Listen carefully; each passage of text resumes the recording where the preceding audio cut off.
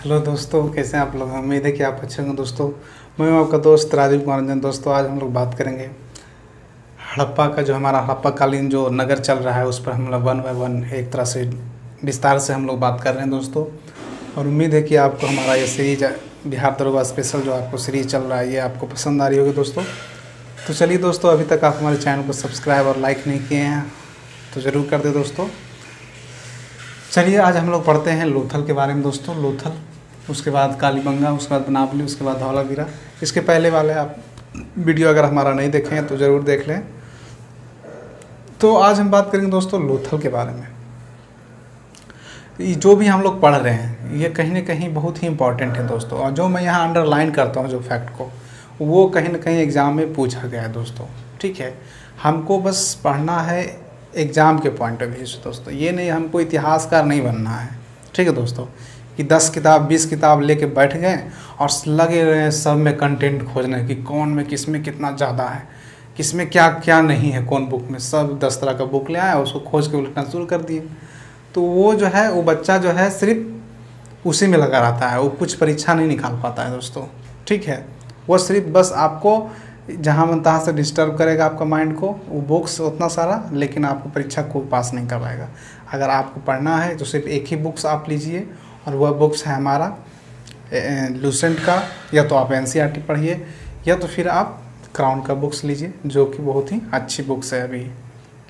ठीक है, तो चलिए दोस्तों, मैं आज बात करता हूँ लोथल के बारे में। तो लोथल जो हमारा है यह बहुत ही इम्पोर्टेंस है, क्योंकि यहाँ से क्वेश्चन हर बार SSC, रेलवे, बैंक, हर एक जगह जो है, बैंक को छोड़ दिया जाए, बैंकिंग में तो पूछता ही नहीं है, लेकिन ये दरोगा या फिर SSC ये सब में वगैरह धड़ल्ले से पूछता है। तो लोथल जो है इसे लघु हड़प्पा या फिर लघु मोहनजोदड़ो कहते हैं दोस्तों।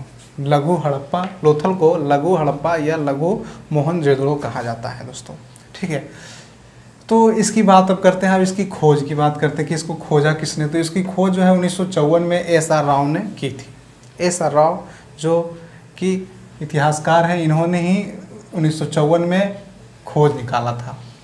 यह जो है, यह लोथल जो है कहाँ है, तो यह गुजरात के अहमदाबाद ज़िले के भोगवा नदी के किनारे बसा हुआ है दोस्तों। मतलब लोथल कहाँ है पहले तो ये पूछेगा, तो आपको सिंपल बता देना है कि गुजरात में है। और गुजरात में अगर डिटेल से पूछता है, मान लीजिए मेंस में लिख रहे हैं आप कहीं, तो वहाँ पे आप दे सकते हैं कि गुजरात के अहमदाबाद ज़िले में भोगवा नदी के तट पर। ये जो भोगवा नदी तट है ये थोड़ा सा इम्पोर्टेंट हो जाता है पॉइंट ऑफ व्यू से। ठीक है दोस्तों, गुजरात और भोगवा ये दो चीज़ इम्पोर्टेंट हो जाता है। लोथल कहाँ था बसा हुआ, गुजरात के पास, और किस नदी किनारे, तो भोगवा नदी के किनारे। लोथल का अगर पूर्वी भाग की बात करें तो वहाँ पे एक जो है गोदीवाड़ा का साक्ष्य मिला है। ये भी एग्जाम में पूछा जाता है बहुत। गोदीवाड़ा का साक्ष्य कहाँ से मिला है, तो हमारा लोथल से मिला है। इसकी उत्तरी दीवार लगभग 12 मीटर चौड़ा था। यह एक प्रवेश द्वार था। इसके बाद यहाँ से जहाज़ जो है आते जाते थे, और दक्षिणी दीवार जो था इसके अतिरिक्त जल का निकास द्वार था दोस्तों।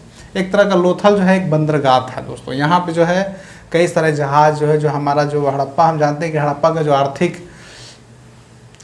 आर्थिक जो इसकी अगर हम पढ़ेंगे, इसके आर्थिक या पढ़ेंगे तो उसमें हम लोग बात करें कि जिसका जो आर्थिक व्यवस्था था, अर्थव्यवस्था, यह जो पूरी तरह से कृषि और उद्योग धंधे पर, कारखाने पर, इसी पे इसका टिका हुआ था दोस्तों। नेक्स्ट चलते हैं। इस प्रकार इस नगर में जो है जल प्रबंधन की सबसे उत्तम व्यवस्था थी।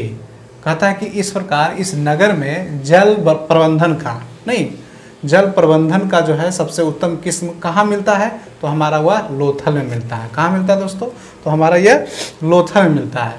लोथल में और क्या मिलता है, लोथल में हमें 3 युग्मित समाधियाँ मिलता है। यहाँ पर सती प्रथा का अनुमान लगाया जाता है, लेकिन मिलता यहाँ नहीं, मिलता है तो नहीं, भानुगुप्त का एरन अभिलेख से मिलता है दोस्तों। तो इस तरह से अग्निकुंड का अवशेष भी यहाँ से मिलता है, प्रशासनिक भवन भी मिलता है, मनके का कारखाना भी मिलता है हमारा लोथल से। तो ये सारा चीज़ जो है आपको याद रखना है, अपना जेहन में रखना है, और आप नोट्स भी बनाते चले हमारे साथ, अगर आप नोट्स बनाते हैं तो। नेक्स्ट बात करें तो हमारा कालीबंगा है। कालीबंगा का अर्थ होता है काले रंग की चूड़ियाँ, ये तो आप लोग जानते ही होंगे।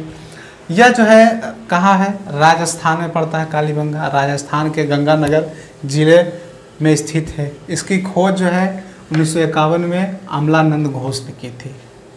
तो कालीबंगा का खोज किसने किया? अमलानंद घोष ने। यह जो है कालीबंगा कहाँ पड़ता है? राजस्थान में पड़ता है। ठीक है, नेक्स्ट चलते हैं। सरस्वती का आधुनिक नाम घग्घर है। नहीं, सरस्वती का आधुनिक नाम जो क्या है? घग्घर है। ठीक है, यहाँ पर हल से जुते हुए खेत का साक्ष्य मिला है दोस्तों। यहाँ से हल का जुते हुए साक्ष्य मिला, ये बहुत ही इम्पोर्टेंट है। क्वेश्चन आता है कि इनमें से कहाँ से हल के जुते हुए साक्ष्य मिले हैं? दे देगा ऑप्शन लोथल, कालीबंगा, बनावली, धौलावीरा, इस तरह से। तो आपको बताना होगा कालीबंगा में ही हल से जुते हुए का साक्ष्य मिलता है। तो ये सबसे महत्वपूर्ण हो जाता है कालीबंगा में। यहाँ से एक युगल समाधान भी मिला है। यहाँ अंडाकार की कब्र थी, अंडाकार आकार का कब्र थी। यहाँ एक बच्चे के जो है खोपड़ी में 6 छिद्र किए जाने का भी प्रमाण मिला है। इससे पता चलता है कि यहाँ शल्य चिकित्सा वहाँ पे थी। कालीबंगा के मकान जो है कच्ची ईंटों के बने होते थे दोस्तों। ठीक है, कालीबंगा का जो मकान था वो कच्ची ईंटों के से बने होते थे। कालीबंगा में एक बात और है कि यहाँ पे जो है भूकंप के साक्ष्य जो है मिले थे। तो भूकंप के साक्ष्य कहाँ पे सबसे पहले मिले? तो वह हमारा है कालीबंगा में। तो कालीबंगा में क्या क्या चीज़ हमको मिला?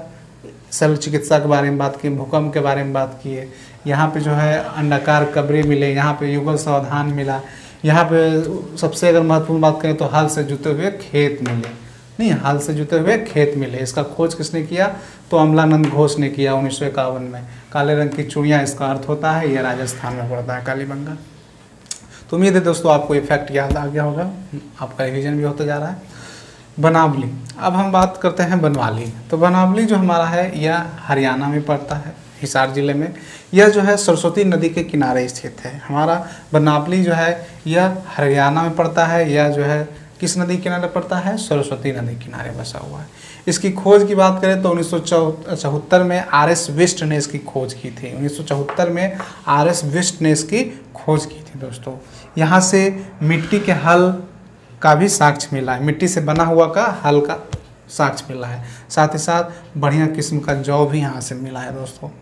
बनावली जो है हमारा, यह सिंधु सभ्यता का सबसे महत्वपूर्ण विशेषता यहाँ क्या मिला है कि यहाँ पे जो है जल निकास प्रणाली का जो है अभाव है। जल निकास प्रणाली का जो है अभाव है दोस्तों।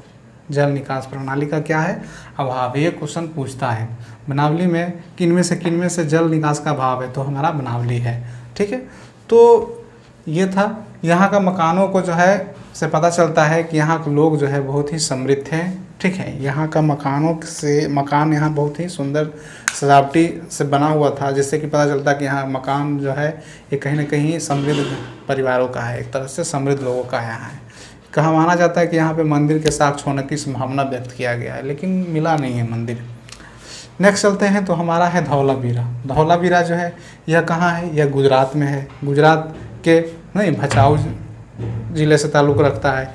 इसकी खोज जो है खादिर नाम का एक द्वीप, जिसे स्थानीय भाषा में बैठ कहते हैं दोस्तों।